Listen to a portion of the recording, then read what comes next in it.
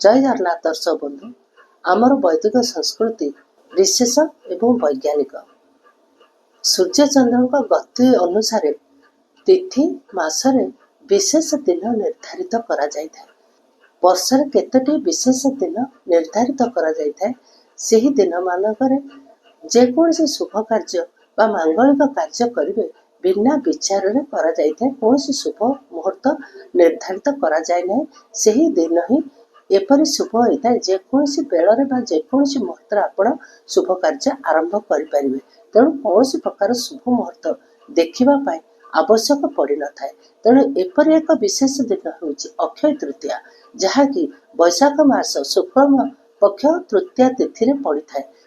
एही अक्षय तृतीया दिन आपण जेकोसी आध्यात्मिक कार्य करती ताहले जो पुण्य प्राप्ति होता है ताहा अक्षय होई आपण सहित रहिता है।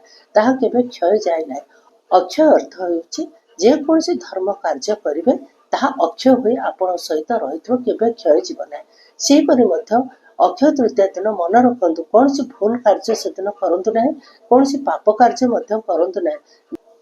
भविष्य पुराण रे कहा जायछि से दिन भजन कीर्तन दान धर्म जप तप ए सब करिले बहु पुण्य प्राप्ति होइथाय एवं एही पुण्य अक्षय होई जन्म जन्म पाई तुम सहित रही थाए। आ सेही दिन जदि आपण कोनसी पाप कार्य करंते ताहा मध्य अक्षय होई तुम साथरे रहिथो। तेणु भूल रे अक्षय तृतीया दिन कोनसी पाप कार्य बा अधर्म कार्य करंतु नाही। तो दर्शक बंधु आज भिडियोटी आम आरंभ करवा। अक्षय तृतीया दिन रे कौन सब करिले बहुत शुभ होता है एवं से दिन कौन घर को किणिक आनिले क्यों पांचटी जिनस घर को किणिक आनिले घर अत्यंत शुभ होता है एवं यह शुभ फल प्रदान करता है।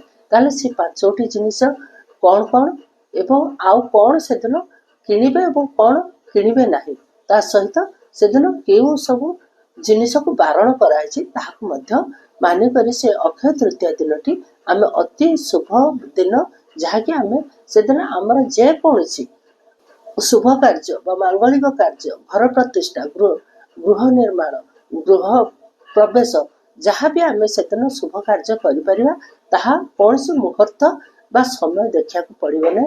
बिना विचार रे से दिन आपण समस्त शुभ कार्य करिपरिबे। तो दर्शक बंधु चलते भिडियोटी आरंभ करवा।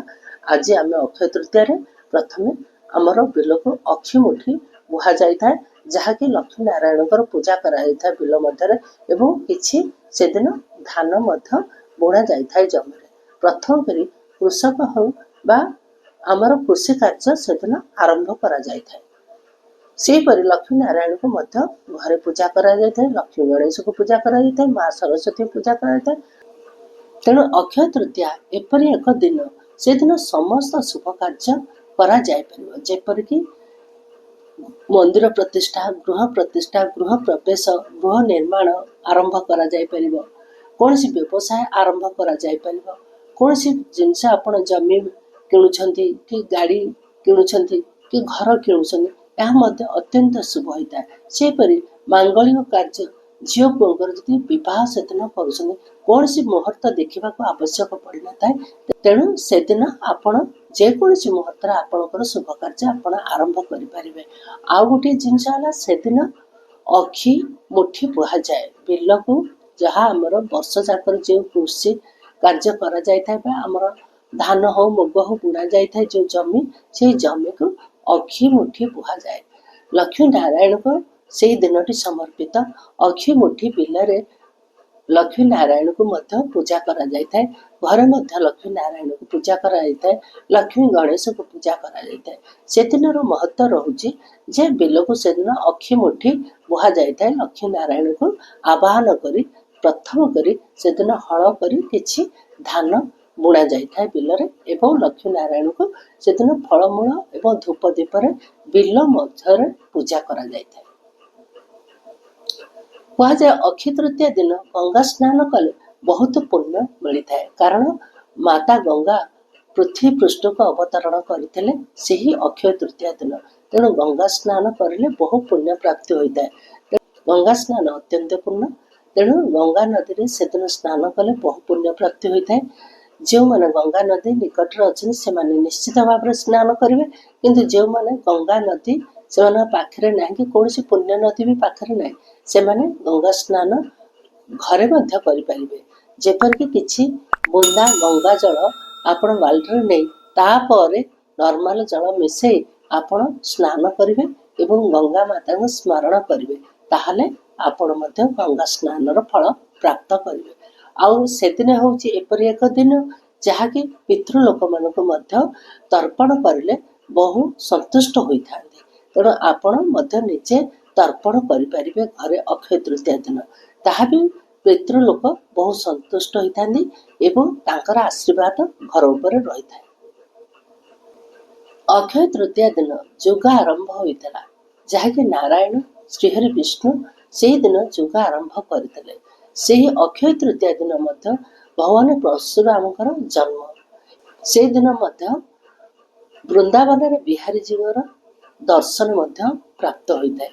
ଆଉ ମଧ୍ୟ ଜଗନ୍ନାଥଙ୍କର ସେଦିନ ରଥ କାଠ ଅନୁକୂଳ ହୋଇଥାଏ ଏବଂ ଚନ୍ଦନ ଯାତ୍ରା ଆରମ୍ଭ ହୋଇଥାଏ। ତେଣୁ ଅକ୍ଷୟ ତୃତୀୟା ହେଉଛି ଏପରି ଏକ ଶୁଭ ଦିନ।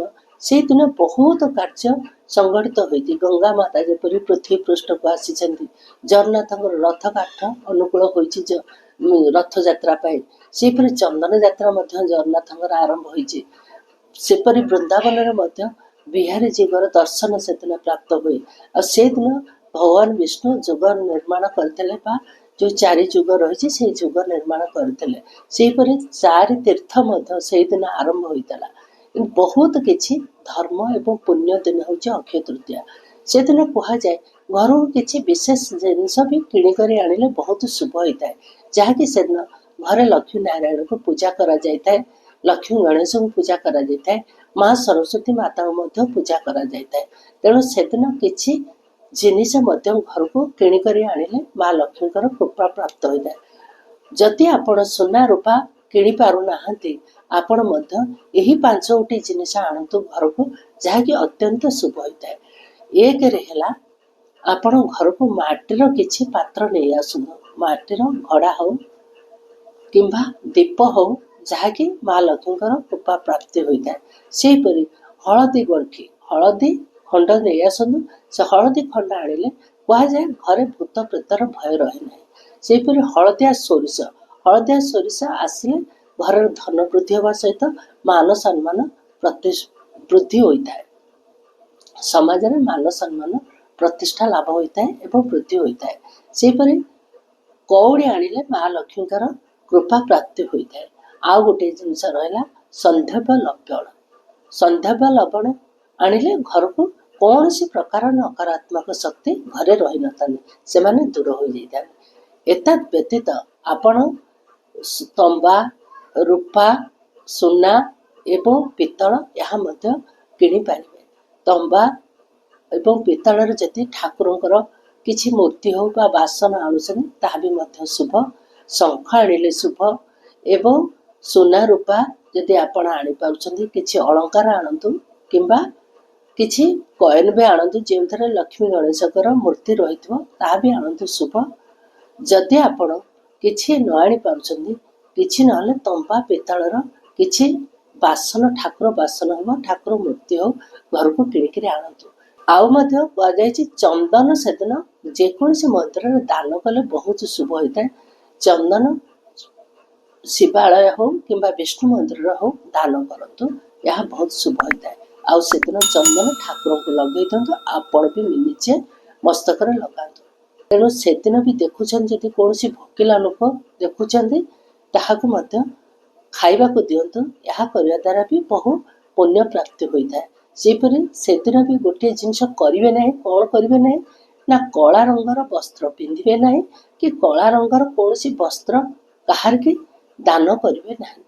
ତେଣୁ ଅକ୍ଷୟ ତୃତୀୟା ଦିନ ଯଦି ଆପଣ ସୁନା ରୂପା କିଣିବାକୁ ସକ୍ଷମ ହୋଇପାରୁନାହାନ୍ତି, ତାହେଲେ ଆପଣ ଗୋଟିଏ କାମ କରିବେ, କିଛି ମାଟିର ପାତ୍ର ହଉ କିମ୍ବା ଯେଉଁ 5ଟି ଜିନିଷ ମୁଁ କହିଲି, ସେ 5ଟି ଜିନିଷ ଘରକୁ ନେଇ ଆସନ୍ତୁ। ଏହା ଘରର ଅତ୍ୟନ୍ତ ଶୁଭ ହୋଇଥାଏ ଏବଂ ସବୁ ପ୍ରକାର କୁପ୍ରଭାବକୁ ନଷ୍ଟ କରିଥାଏ। ଦର୍ଶକ ବନ୍ଧୁ, ଭିଡ଼ିଓଟି କିପରି ଲାଗିଲା? ଯଦି ଭଲ ଲାଗିଥିବ ନିଶ୍ଚିତ ଭାବରେ ଲାଇକ୍ କରିବେ, କମେଣ୍ଟ କରିବେ ଏବଂ ସବସ୍କ୍ରାଇବ୍ କରିବେ। ଆଜିର ଭିଡ଼ିଓକୁ ଏଇଠାରେ ରଖୁଛି। ପୁଣି ଆପଣମାନଙ୍କୁ ସହିତ ଦେଖାହେବ ଆଉ ଏକ ନୂଆ ଭିଡ଼ିଓରେ। ଜୟ ଜଗନ୍ନାଥ।